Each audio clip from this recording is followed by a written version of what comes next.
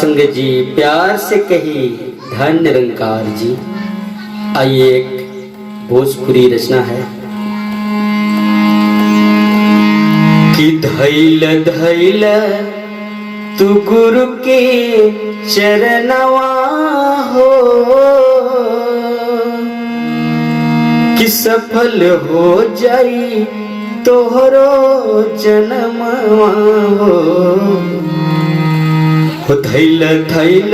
तू गुरु के चरणवा हो सफल हो जाई तोहरो जन्मवा हो धैल धैल तू गुरु के चरणवा हो सफल हो जाई तोहरो जन्मवा सफल हो जाई तोहरो जन्मवा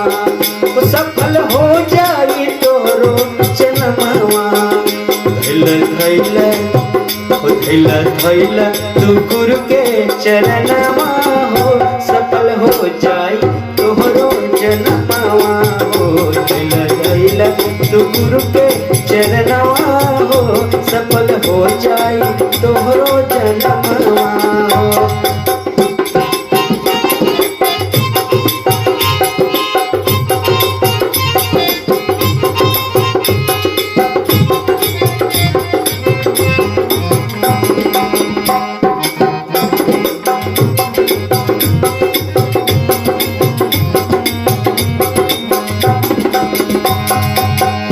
बड़ी भागी मिलल मानुष के दहिया बड़ी भागी मिलल मानुष के दहिया तब न लगैला तू सतगुरु से नहिया तब न लगैला तू सतगुरु से नहिया कबो मन से तू कैला ना कबो मन से ना कैला सुमिरनवा हो सफल हो जाई तोहरो जन्मवा हो धैल धैल तू गुरु के चरणवा हो सफल हो जाई तोहरो जन्मवा।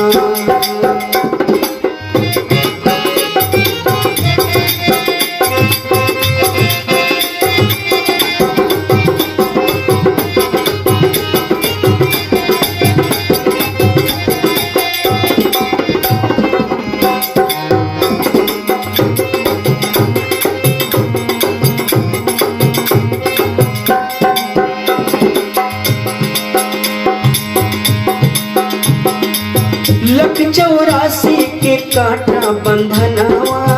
लख 84 के कांटा बंधनवा सतगुरु माता से लेके ब्रह्म ज्ञानवा सतगुरु माता से लेके ब्रह्म ज्ञानवा हो लेके ब्रह्म ज्ञानवा हो लेके ब्रह्म ज्ञानवा आगे देखिल अंग संग सजनवा हो सफल हो जाई तोहरो जन्मवा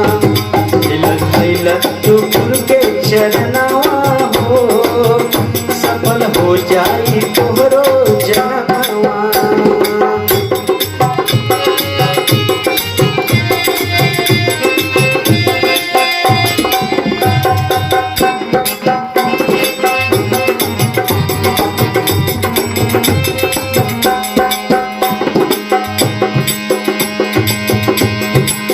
माता सुदीक्षा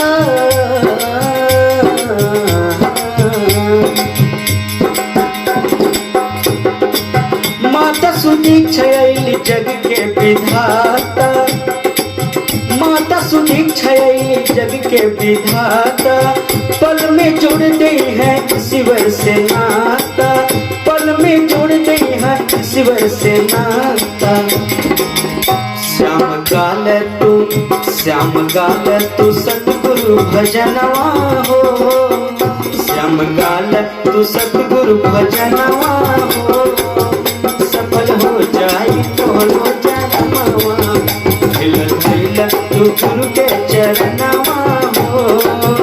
सफल हो जाई तोहरो जन्मवा हो धैल धैल तू गुरु के चरणवा हो सफल हो हो जाई तोहरो जन्मवा हो, सफल हो जाई तोहरो जन्मवा हो, सफल हो जाई तोहरो जन्मवा हो। प्यार से कहिए धन निरंकार।